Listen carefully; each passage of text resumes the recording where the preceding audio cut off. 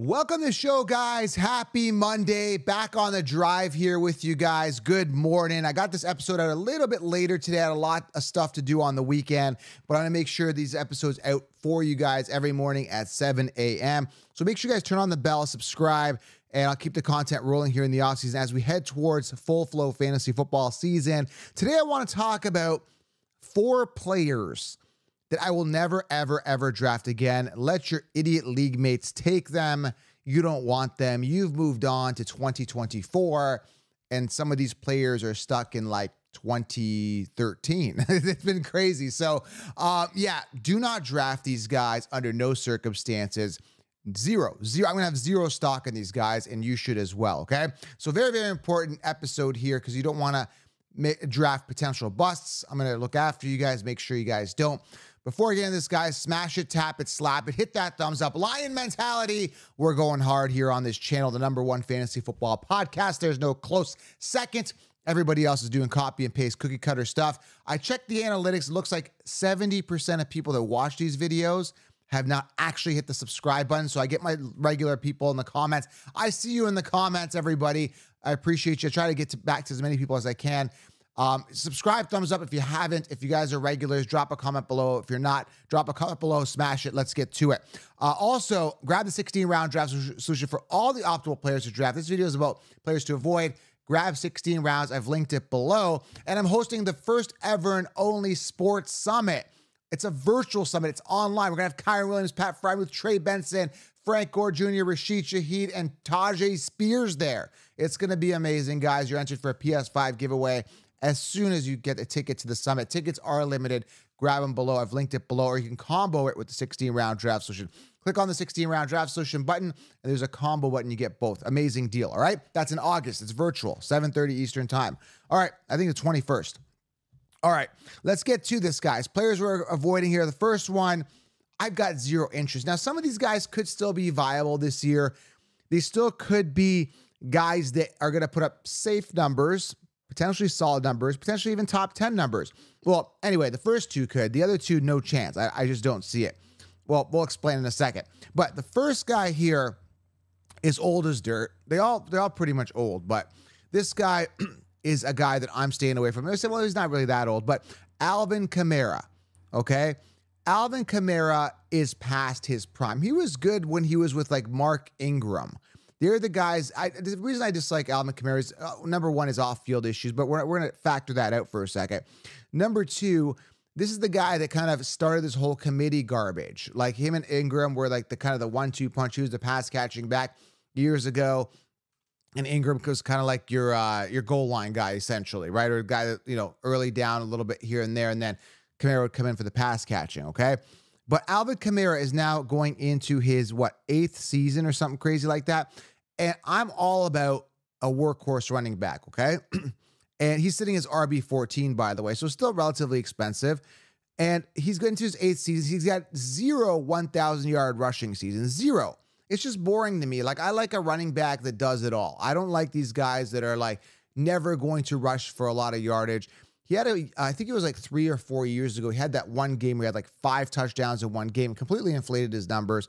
He had a safe year last year, but at the end of the day, man, he finished 11th last year amongst running backs. He's just boring. 3.9 yards per carry, 5 touchdowns. He did have 75 receptions for 466 yards and the receiving touchdown. But again, it's just a guy who's older, 8th season, doesn't excite me. Now, he doesn't have a lot of competition there. They got Kondre Miller, Jamal Williams, the young guy named Miller there. I don't know if he's going to do well either. James Robinson's there. I don't know, man. It just doesn't excite me. When I look at like a guy like Alvin Kamara, it's just like I got so many other options I'm looking at. And I explained all this in 16 rounds of players I do like at certain ADPs of some of these players coming off. It's just like 8th season running back, 0 1,000-yard rushing season just doesn't excite me. Like when I look at a team, and this is what you guys should be doing as well, look for youth, look for upside, look for guys that are just completely going to dominate. Breece Halls, Byjans of the world, right? Guys that are young and hungry like Trey Benson, get him a little bit later than this guy. But Alvin Kamara is a hard pass for me. 3.9 yards per carry, 0 1,000-yard rushing seasons in the 8 seasons, pretty much 7 seasons that he's been in.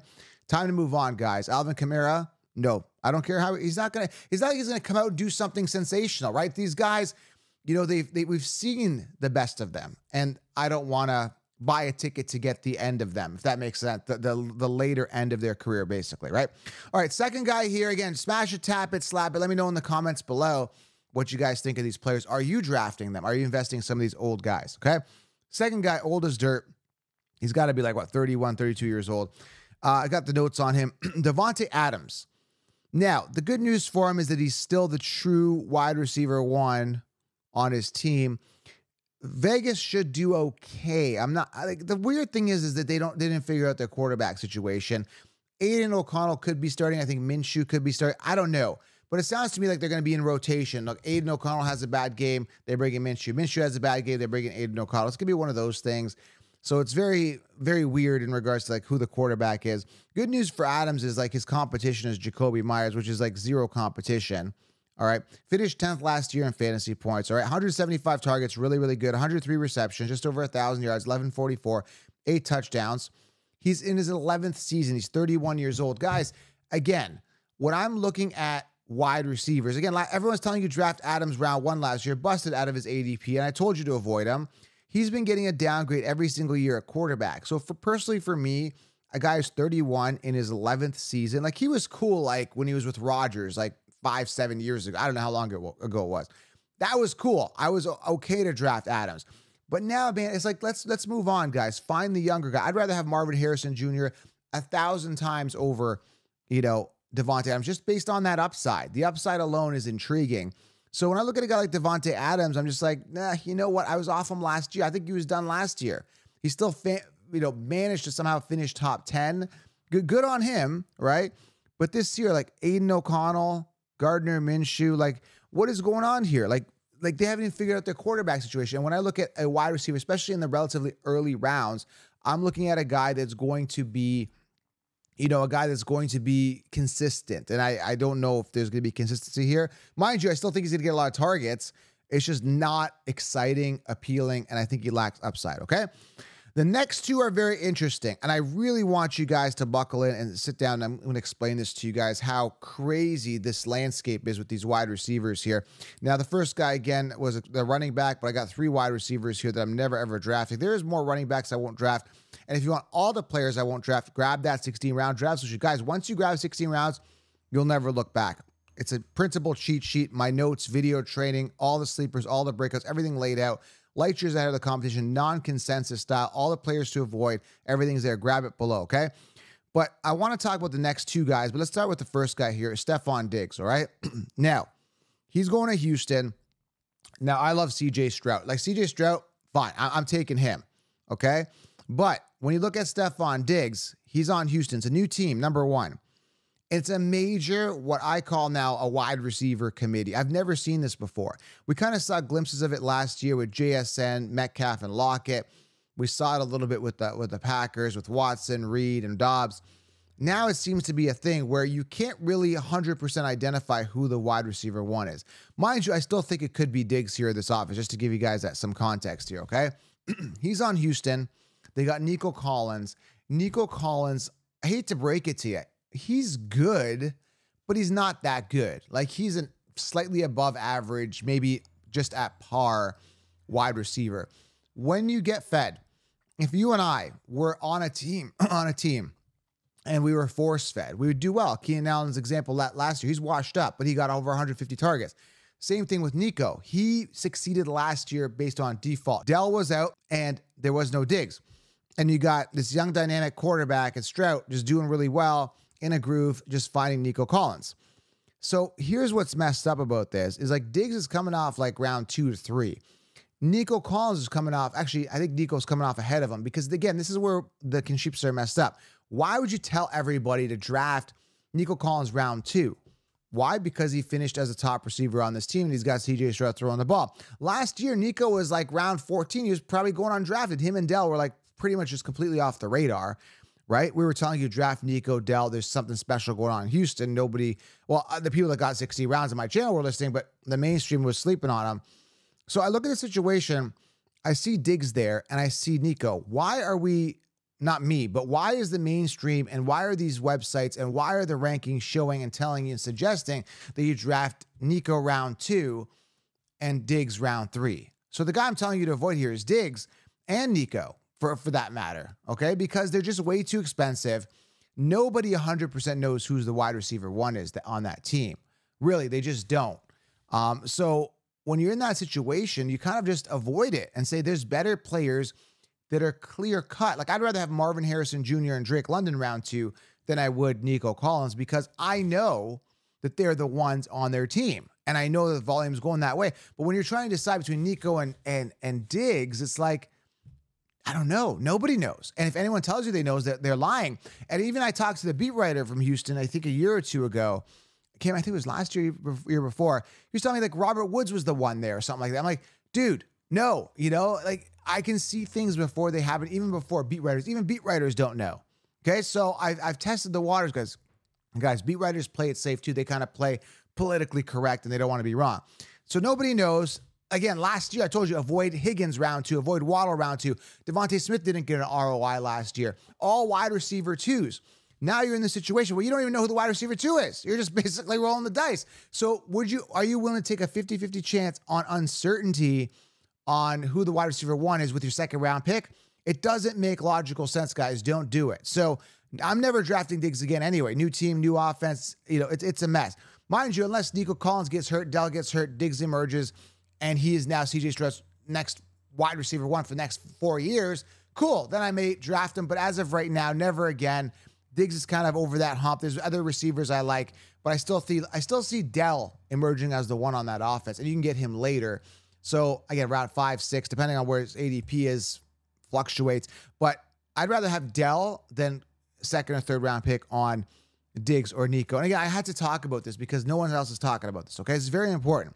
And let's go to the fourth guy, Keenan Allen. I'm never drafting this guy. He's on Chicago, along with Rome Odunze and DJ Moore.